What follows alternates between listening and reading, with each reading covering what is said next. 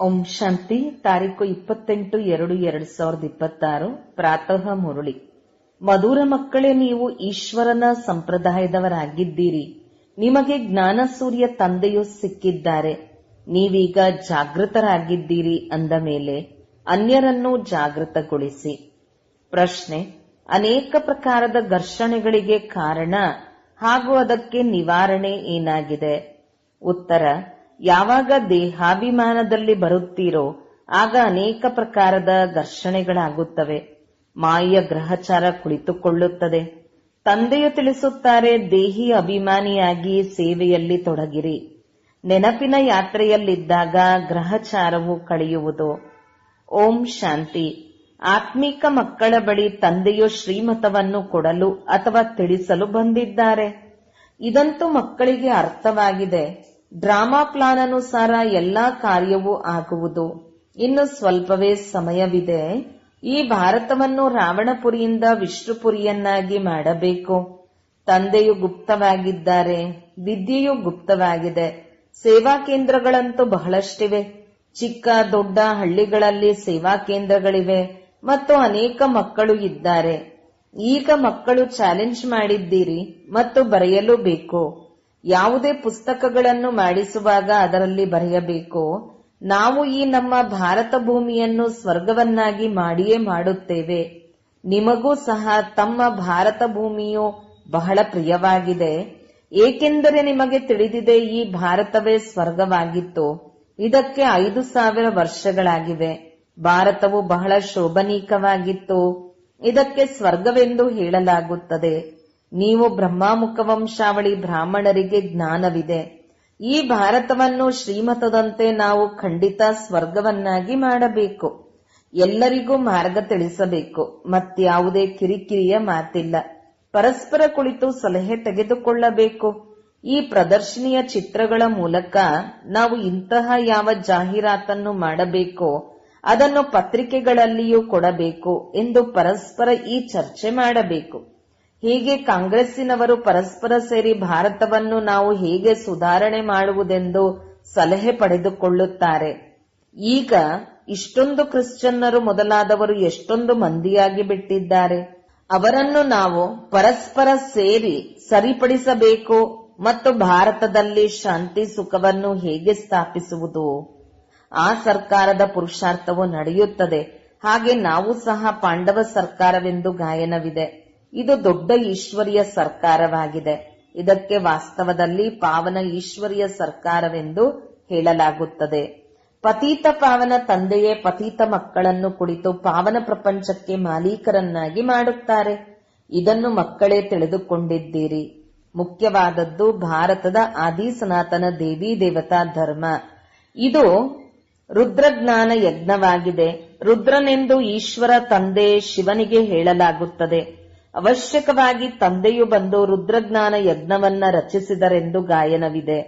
ಅವರಂತೂ ಅದಕ್ಕೆ ಬಹಳ ಸುದೀರ್ಘವಾದ ಸಮಯವನ್ನು ಕೊಟ್ಟು ಬಿಟ್ಟಿದ್ದಾರೆ. ಅಜ್ಞಾನ ನಿದ್ರೆಯಲ್ಲಿ ಮಲಗಿದ್ದಾರೆ. ಈಗ ನಿಮ್ಮನ್ನು ತಂದೆಯು ಜಾಗೃತಗೊಳಿಸಿದ್ದಾರೆ. ಮತ್ತೆ ನೀವು ಅನ್ಯರನ್ನು ಜಾಗೃತಗೊಳಿಸಬೇಕು. ಡ್ರಾಮಾ ಪ್ಲಾನ್ ಅನುಸಾರ ನೀವು ಜಾಗೃತಗೊಳಿಸುತ್ತಾ ಇರುತ್ತೀರಿ. ಈ ಸಮಯದವರೆಗೂ ಯಾರು ಹೇಗೆ ಎಷ್ಟೆಷ್ಟು ಪುರುಷಾರ್ಥ ಮಾಡಿದ್ದಾರೆಯೋ ಅಷ್ಟೇ ಕಲ್ಪದ ಮೊದಲು ಮಾಡಿದ್ದರು. ಆ ಯುದ್ಧದ ಮೈದಾನದಲ್ಲಿ ಏರಿಳಿತಗಳಂತೂ ಆಗಿಯೇ ಆಗುತ್ತವೆ. ಕೆಲವೊಮ್ಮೆ ಮಾಯೆಯ ಪ್ರಭಾವ ಹೆಚ್ಚಾಗುತ್ತದೆ, ಕೆಲವೊಮ್ಮೆ ಈಶ್ವರಿಯ ಸಂತಾನರ ಪ್ರಭಾವ ಹೆಚ್ಚಾಗುತ್ತದೆ, ಇನ್ನು ಕೆಲವೊಮ್ಮೆ ಬರುತ್ತವೆ. ಮಾಯೆಯು ಒಮ್ಮೆಲೆ ಮೂರ್ಛಿತರನ್ನಾಗಿ ಮಾಡಿಬಿಡುತ್ತದೆ. ಯುದ್ಧದ ಮೈದಾನ ಅಲ್ಲವೇ? ರಾವಣ ಮಾಯೆಯು ರಾಮನ ಸಂತಾನರನ್ನು ಮೂರ್ಛಿತರನ್ನಾಗಿ ಮಾಡಿಬಿಡುತ್ತದೆ. ಲಕ್ಷ್ಮಣನ ಕಥೆಯೂ ಇದೆ ಅಲ್ಲವೇ? ನೀವು ಹೇಳುತ್ತೀರಿ, ಎಲ್ಲಾ ಮನುಷ್ಯರು ಕುಂಭಕರ್ಣನ ನಿದ್ರೆಯಲ್ಲಿ ಮಲಗಿದ್ದಾರೆ. ನೀವು ಈಶ್ವರಿಯ ಸಂಪ್ರದಾಯದವರೇ ಈ ರೀತಿ ಹೇಳುತ್ತೀರಿ. ಯಾರಿಗೆ ಜ್ಞಾನ ಸೂರ್ಯನು ಸಿಕ್ಕಿದ್ದಾರೆಯೋ ಮತ್ತು ಜಾಗೃತರಾಗಿದ್ದಾರೆಯೋ ಅವರೇ ತಿಳಿದುಕೊಳ್ಳುವರು. ಇದರಲ್ಲಿ ಒಬ್ಬರು ಇನ್ನೊಬ್ಬರಿಗೆ ಹೇಳುವ ಯಾವುದೇ ಮಾತಿಲ್ಲ. ನಿಮಗೆ ತಿಳಿದಿದೆ, ಅವಶ್ಯಕವಾಗಿ ನಾವು ಈಶ್ವರನ ಸಂಪ್ರದಾಯದವರು ಜಾಗೃತರಾಗಿದ್ದೇವೆ. ಉಳಿದವರೆಲ್ಲರೂ ಮಲಗಿದ್ದಾರೆ. ಪರಮಪಿತ ಪರಮಾತ್ಮನು ಮಕ್ಕಳಿಗೆ ಆಸ್ತಿಯನ್ನು ಕೊಡಲು ಬಂದಿದ್ದಾರೆಂದು ಅವರು ತಿಳಿದುಕೊಂಡಿಲ್ಲ. ಇದನ್ನು ಸಂಪೂರ್ಣ ಮರೆತು ಬಿಟ್ಟಿದ್ದಾರೆ. ತಂದೆಯು ಭಾರತದಲ್ಲಿಯೇ ಬಂದಿದ್ದಾರೆ. ಬಂದು ಭಾರತವನ್ನು ಸ್ವರ್ಗದ ಮಾಲೀಕನನ್ನಾಗಿ ಮಾಡುತ್ತಾರೆ. ಭಾರತವು ಸ್ವರ್ಗದ ಮಾಲೀಕನಾಗಿತ್ತು, ಇದರಲ್ಲಿ ಯಾವುದೇ ಸಂಶಯವಿಲ್ಲ. ಪರಮಪಿತ ಪರಮಾತ್ಮನ ಜನ್ಮವು ಇಲ್ಲಿಯೇ ಆಗುತ್ತದೆ. ಶಿವಜಯಂತಿಯನ್ನು ಆಚರಿಸುತ್ತಾರಲ್ಲವೇ, ಅವಶ್ಯಕವಾಗಿ ಅವರು ಬಂದು ಏನನ್ನೋ ಮಾಡಿರಬೇಕಲ್ಲವೇ. ಬುದ್ಧಿಯು ಹೇಳುತ್ತದೆ, ತಂದೆಯು ಬಂದು ಅವಶ್ಯಕವಾಗಿ ಸ್ವರ್ಗದ ಸ್ಥಾಪನೆ ಮಾಡಿರುವರು. ಕೇವಲ ಪ್ರೇರಣೆಯಿಂದ ಸ್ಥಾಪನೆಯಾಗುವುದಿಲ್ಲ. ಇಲ್ಲಿ ನೀವು ಮಕ್ಕಳಿಗೆ ರಾಜಯೋಗವನ್ನು ಕಲಿಸಲಾಗುತ್ತದೆ, ನೆನಪಿನ ಯಾತ್ರೆಯನ್ನು ತಿಳಿಸಲಾಗುತ್ತದೆ. ಪ್ರೇರಣೆಯಿಂದ ಯಾವುದೇ ಶಬ್ದವು ಕೇಳಿ ಬರುವುದಿಲ್ಲ. ಶಂಕರನ ಪ್ರೇರಣೆಯಾಗುತ್ತದೆ. ಆಗ ಈ ಯಾದವರು ಅಣ್ವಸ್ತ್ರಗಳನ್ನು ತಯಾರಿಸುತ್ತಾರೆಂದು ಹೇಳುತ್ತಾರೆ. ಆದರೆ ಇದರಲ್ಲಿ ಯಾವುದೇ ಪ್ರೇರಣೆಯ ಮಾತಿಲ್ಲ. ಈಗ ನಿಮಗೆ ಅರ್ಥವಾಗಿದೆ, ಡ್ರಾಮಾದಲ್ಲಿ ಈ ಅಣ್ವಸ್ತ್ರ ಮೊದಲಾದವುಗಳನ್ನು ತಯಾರಿಸುವುದು ಅವರ ಪಾತ್ರವಿದೆ. ಇದರಲ್ಲಿ ಪ್ರೇರಣೆಯ ಮಾತಿಲ್ಲ. ಡ್ರಾಮಾನುಸಾರ ವಿನಾಶವಂತೂ ಆಗಲೇಬೇಕು. ಮಹಾಭಾರತ ಯುದ್ಧದಲ್ಲಿ ಅಣ್ವಸ್ತ್ರಗಳು ಕೆಲಸಕ್ಕೆ ಬಂದಿತೆಂದು ಗಾಯನವಿದೆ. ಯಾವುದು ಕಳೆದು ಹೋಯಿತು ಅದು ಮತ್ತೆ ಪುನರಾವರ್ತನೆಯಾಗುವುದು. ನೀವು ಗ್ಯಾರಂಟಿ ಕೊಡುತ್ತೀರಿ, ನಾವು ಭಾರತದಲ್ಲಿ ಸ್ವರ್ಗ ಸ್ಥಾಪನೆ ಮಾಡುತ್ತೇವೆ, ಅಲ್ಲಿ ಒಂದೇ ಧರ್ಮ ಇರುವುದು, ಅನೇಕ ಧರ್ಮಗಳ ವಿನಾಶವಾಗುತ್ತದೆ ಎಂದು ನೀವು ಬರೆಯುವುದಿಲ್ಲ. ಅದನ್ನಂತೂ ಚಿತ್ರದಲ್ಲಿ ಬರೆಯಲಾಗಿದೆ. ಸ್ವರ್ಗದ ಸ್ಥಾಪನೆಯಾದಾಗ ಬೇರೆ ಯಾವುದೇ ಧರ್ಮ ಇರುವುದಿಲ್ಲ. ಈಗ ನಿಮಗೆ ಅರ್ಥವಾಗುತ್ತದೆ. ಎಲ್ಲರಿಗಿಂತ ಹೆಚ್ಚಿನ ಪಾತ್ರವು ಶಿವನದು ಹಾಗೂ ಬ್ರಹ್ಮ ಮತ್ತು ವಿಷ್ಣುವಿನದಾಗಿದೆ. ಬ್ರಹ್ಮನಿಂದ ವಿಷ್ಣು, ವಿಷ್ಣುವಿನಿಂದ ಬ್ರಹ್ಮ, ಇವು ಬಹಳ ಗುಹ್ಯವಾದ ಮಾತುಗಳಾಗಿವೆ. ವಿಷ್ಣುವಿನಿಂದ ಹೇಗೆ ಬ್ರಹ್ಮನಾಗುತ್ತಾರೆ, ಬ್ರಹ್ಮನಿಂದ ಮತ್ತೆ ಹೇಗೆ ವಿಷ್ಣು ಆಗುತ್ತಾರೆ, ಈ ಮಾತುಗಳು ಸೂಕ್ಷ್ಮ ಬುದ್ಧಿಯುಳ್ಳ ಮಕ್ಕಳಿಗೆ ಅರ್ಥವಾಗುತ್ತದೆ. ದೈವಿ ಸಂಪ್ರದಾಯವಂತೂ ಆಗಿಯೇ ಆಗುತ್ತದೆ. ಒಬ್ಬರ ಮಾತಿಲ್ಲ. ರಾಜಧಾನಿಯ ಸ್ಥಾಪನೆಯಾಗುತ್ತದೆ. ಈ ಮಾತುಗಳನ್ನು ನೀವು ತಿಳಿದುಕೊಂಡಿದ್ದೀರಿ. ಪ್ರಪಂಚದಲ್ಲಿ ಯಾವ ಮನುಷ್ಯನೂ ತಿಳಿದುಕೊಂಡಿಲ್ಲ. ಬಲೆ ಲಕ್ಷ್ಮೀನಾರಾಯಣ ಅಥವಾ ವಿಷ್ಣುವಿನ ಪೂಜೆ ಮಾಡುತ್ತಾರೆ. ಆದರೆ ವಿಷ್ಣುವಿನ 2 ರೂಪಗಳೇ ಲಕ್ಷ್ಮೀನಾರಾಯಣ ಆಗಿದ್ದಾರೆ. ಅವರು ಹೊಸ ಪ್ರಪಂಚದಲ್ಲಿ ರಾಜ್ಯ ಮಾಡುತ್ತಾರೆಂಬುದು ಅವರಿಗೆ ತಿಳಿದಿಲ್ಲ. ಬಾಕಿ 4 ಭುಜಗಳುಳ್ಳ ಯಾವುದೇ ಮನುಷ್ಯನೂ ಇರುವುದಿಲ್ಲ. ಸೂಕ್ಷ್ಮವತನದಲ್ಲಿ ಕೇವಲ ಪ್ರವೃತ್ತಿ ಮಾರ್ಗದ ಗುರಿ ಧ್ಯೇಯವನ್ನು ತೋರಿಸುತ್ತಾರೆ. ಇಡೀ ವಿಶ್ವದ ಇತಿಹಾಸ, ಭೂಗೋಳವು ಹೇಗೆ ಸುತ್ತುತ್ತದೆ ಎಂಬುದನ್ನು ಯಾರೂ ತಿಳಿದುಕೊಂಡಿಲ್ಲ. ತಂದೆಯನ್ನೇ ಅರಿತಿಲ್ಲವೆಂದರೆ ತಂದೆಯ ರಚನೆಯನ್ನು ಹೇಗೆ ಅರಿತುಕೊಳ್ಳುವರು? ತಂದೆಯ ರಚನೆಯ ಆದಿಮಧ್ಯ ಅಂತ್ಯದ ಜ್ಞಾನವನ್ನು ತಿಳಿಸುತ್ತಾರೆ. ಋಷಿ ಮುನಿಗಳು ಸಹ ನಮಗೂ ಗೊತ್ತಿಲ್ಲವೆಂದು ಹೇಳುತ್ತಿದ್ದರು. ತಂದೆಯನ್ನು ತಿಳಿದುಕೊಂಡರೆ ರಚನೆಯ ಆದಿಮಧ್ಯ ಅಂತ್ಯವನ್ನು ತಿಳಿದುಕೊಳ್ಳುವರು. ತಂದೆಯ ತಿಳಿಸುತ್ತಾರೆ, ನಾನು ಒಂದೇ ಬಾರಿ ಬಂದು ನೀವು ಮಕ್ಕಳಿಗೂ ಇಡೀ ಜ್ಞಾನವನ್ನು ತಿಳಿಸುತ್ತೇನೆ, ಮತ್ತೆ ನಾನು ಬರುವುದೇ ಇಲ್ಲ ಅಂದಾಗ ರಚಯಿತ ಮತ್ತು ರಚನೆಯ ಆದಿಮಧ್ಯ ಅಂತ್ಯವನ್ನು ತಿಳಿದುಕೊಳ್ಳುವುದಾದರೂ ಹೇಗೆ? ತಂದೆಯೇ ಸ್ವಯಂ ಹೇಳುತ್ತಾರೆ, ನಾನು ಸಂಗಮ ಯುಗವನ್ನು ಬಿಟ್ಟು ಮತ್ತೆಂದೂ ಬರುವುದಿಲ್ಲ. ನನ್ನನ್ನು ಸಂಗಮ ಯುಗದಲ್ಲಿಯೇ ಕರೆಯುತ್ತೀರಿ.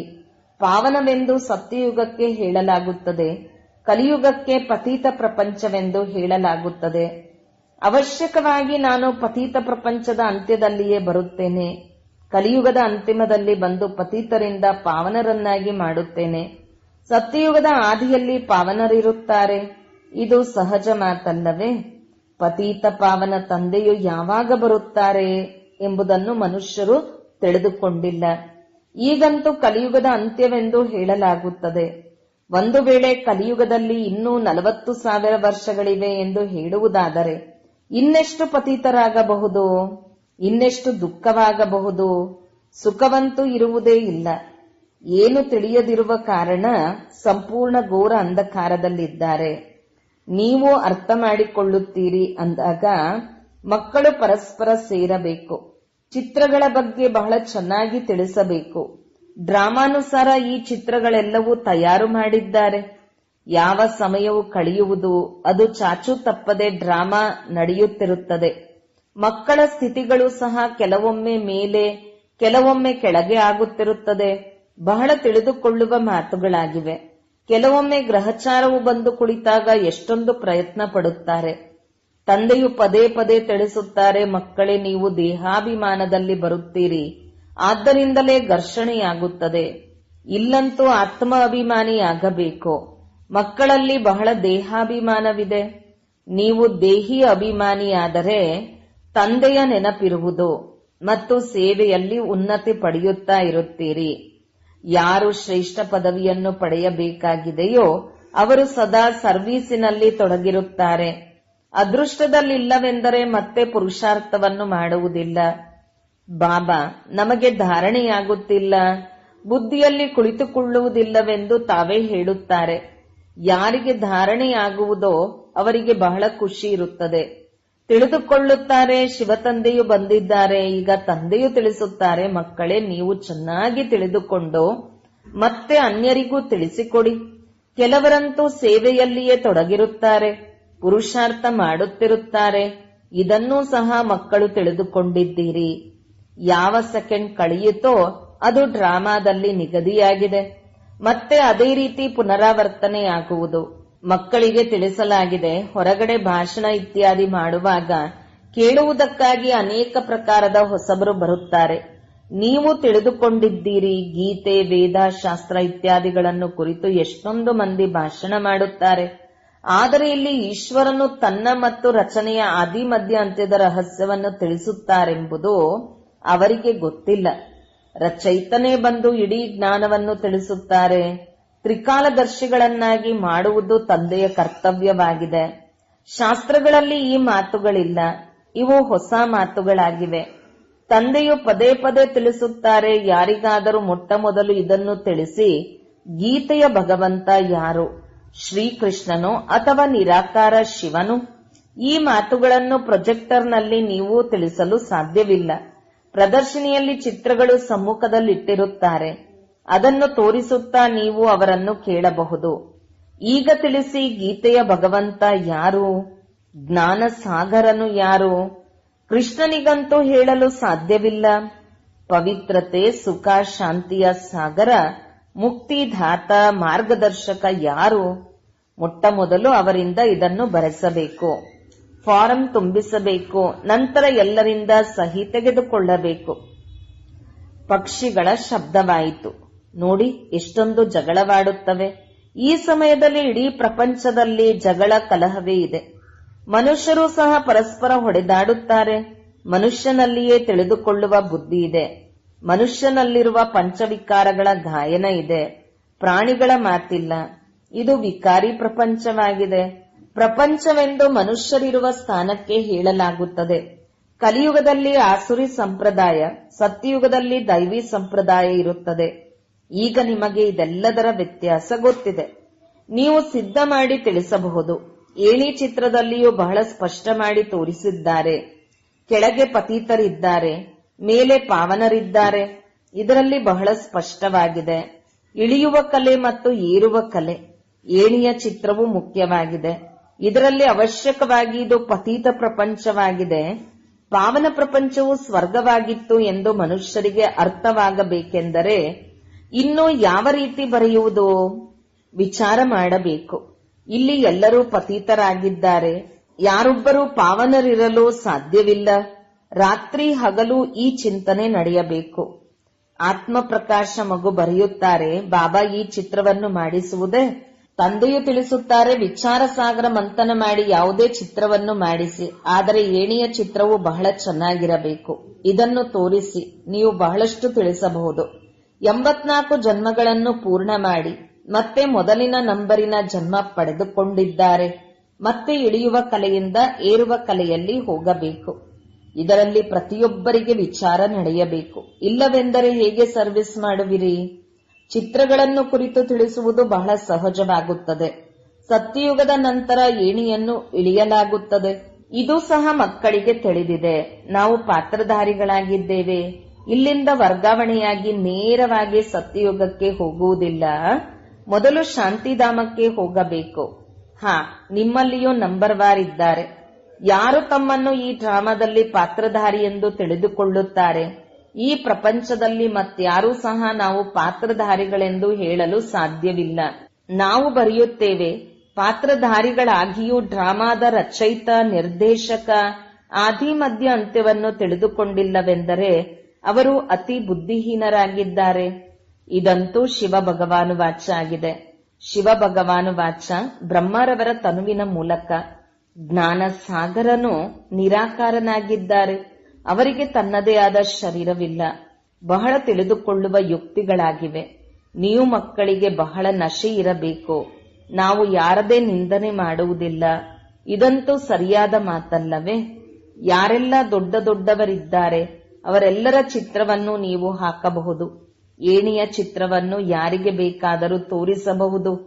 ಒಳ್ಳೆಯದು ಮಧುರಾತಿ ಮಧುರ ಅಗಲಿ ಹೋಗಿ ಮರಳಿ ಸಿಕ್ಕಿರುವ ಮಕ್ಕಳ ಪ್ರತಿ ಮಾತಪಿತಾ ಬಾಬ್ದಾದರವರ ನೆನಪು, ಪ್ರೀತಿ ಹಾಗೂ ಸುಪ್ರಭಾತ. ಆತ್ಮೀಯ ಮಕ್ಕಳಿಗೆ ಆತ್ಮೀಯ ತಂದೆಯ ನಮಸ್ತೆ. ಧಾರಣೆಗಾಗಿ ಮುಖ್ಯ ಸಾರ 1. ಭಾರತದಲ್ಲಿ ಸುಖ ಶಾಂತಿಯ ಸ್ಥಾಪನೆ ಮಾಡಲು ಅಥವಾ ಭಾರತವನ್ನು ಸ್ವರ್ಗವನ್ನಾಗಿ ಮಾಡಲು ಪರಸ್ಪರ ಚರ್ಚೆ ಮಾಡಬೇಕು. ಶ್ರೀಮತದ ಅನುಸಾರ ಭಾರತದ ಇಂತಹ ಸೇವೆ ಮಾಡಬೇಕು. 2. ಸರ್ವೀಸಿನಲ್ಲಿ ಉನ್ನತಿ ಮಾಡಿಕೊಳ್ಳಲು ಹಾಗೂ ಸರ್ವೀಸಿನಿಂದ ಶ್ರೇಷ್ಠ ಪದವಿಯನ್ನು ಪಡೆಯಲು ದೇಹಿ ಅಭಿಮಾನಿಯಾಗಿರುವ ಪರಿಶ್ರಮ ಪಡಬೇಕು. ಜ್ಞಾನದ ವಿಚಾರ ಸಾಗರ ಮಂಥನ ಮಾಡಬೇಕು. ವರದಾನ: ಪವಿತ್ರತೆಯ ಆಧಾರದ ಮೇಲೆ ಸುಖ ಶಾಂತಿಯ ಅನುಭವ ಮಾಡುವಂತಹ ನಂಬರ್ 1 ಅಧಿಕಾರಿ ಭವ. ಯಾವ ಮಕ್ಕಳು ಪವಿತ್ರತೆಯ ಪ್ರತಿಜ್ಞೆಯನ್ನು ಸ್ಮೃತಿಯಲ್ಲಿ ಇಟ್ಟುಕೊಳ್ಳುತ್ತಾರೆ ಅವರಿಗೆ ಸ್ವತಃವಾಗಿಯೇ ಸುಖ ಶಾಂತಿಯ ಅನುಭೂತಿಯಾಗುತ್ತದೆ. ಪವಿತ್ರತೆಯ ಅಧಿಕಾರವನ್ನು ಪಡೆದುಕೊಳ್ಳುವುದರಲ್ಲಿ ನಂಬರ್ 1 ಆಗಿರುವುದು ಅರ್ಥಾತ್ ಸರ್ವ ಪ್ರಾಪ್ತಿಗಳಲ್ಲಿ ನಂಬರ್ 1 ಆಗುವುದು. ಆದ್ದರಿಂದ ಪವಿತ್ರತೆಯ ಬುನಾದಿಯನ್ನು ಎಂದಿಗೂ ಬಲಹೀನ ಮಾಡಬಾರದು. ಈ ರೀತಿ ಇದ್ದಾಗಲೇ ಲಾಸ್ಟ್ ಸೋ ಫಾಸ್ಟ್ ಹೋಗಬಹುದು. ಇದೇ ಧರ್ಮದಲ್ಲಿ ಸದಾ ಸ್ಥಿತರಾಗಿ, ಬಲೆ ವ್ಯಕ್ತಿ, ಬಲೆ ಪ್ರಕೃತಿ, ಬಲೆ ಪರಿಸ್ಥಿತಿಗಳು ಎಷ್ಟಾದರೂ ಅಲುಗಾಡಿಸಲಿ, ಆದರೆ ಧರಣಿ ಬಾಯ್ಬಿಟ್ಟರೂ ಧರ್ಮವನ್ನು ಬಿಡಬಾರದು. ಸ್ಲೋಗನ್: ವ್ಯರ್ಥದಿಂದ ಮುಕ್ತರಾಗುತ್ತೀರೆಂದರೆ ಸತ್ಯ ಸತ್ಯ ಪುಣ್ಯಾತ್ಮರು ಆಗಿಬಿಡುವಿರಿ. ಅವ್ಯಕ್ತ ಸೂಚನೆ: ಏಕತೆ ಮತ್ತು ವಿಶ್ವಾಸದ ಗುಣಲಕ್ಷಣಗಳ ಮೂಲಕ ಸಫಲತಾ ಸಂಪನ್ನರು ಆಗಿರಿ. ಪ್ರತಿಯೊಂದು ಮಗುವು ಏಕರಸ ಶ್ರೇಷ್ಠ ಸ್ಥಿತಿಯ ಆಸನದಾರಿ, ಏಕಾಂತವಾಸಿ, ಅಶರೀರಿ, ಏಕತೆಯ ಸ್ಥಾಪಕ, ಏಕನಾಮಿ, ಎಕಾನಮಿಯ ಅವತಾರ ಆಗಬೇಕೆಂದು ಬಾಬ್ದಾದರವರು ಬಯಸುತ್ತಾರೆ. ಒಬ್ಬರು ಇನ್ನೊಬ್ಬರ ವಿಚಾರಗಳನ್ನು ತಿಳಿದುಕೊಂಡು ಸನ್ಮಾನ ಕೊಟ್ಟು, ಒಬ್ಬರು ಇನ್ನೊಬ್ಬರಿಗೆ ಸೂಚನೆ ಕೊಡುವುದು ತೆಗೆದುಕೊಳ್ಳುವುದು ಮಾಡಿ ಪರಸ್ಪರದಲ್ಲಿ ಸಂಘಟನೆಯ ಶಕ್ತಿಯ ಸ್ವರೂಪ ಪ್ರತ್ಯಕ್ಷ ಮಾಡಿ. ಏಕೆಂದರೆ ನಿಮ್ಮ ಸಂಘಟನೆಯ ಏಕತೆಯ ಶಕ್ತಿ ಇಡೀ ಬ್ರಾಹ್ಮಣ ಪರಿವಾರವನ್ನು ಸಂಘಟನೆಯಲ್ಲಿ ತರುವುದಕ್ಕಾಗಿ ನಿಮಿತ್ತವಾಗಿದೆ. ಓಂ ಶಾಂತಿ.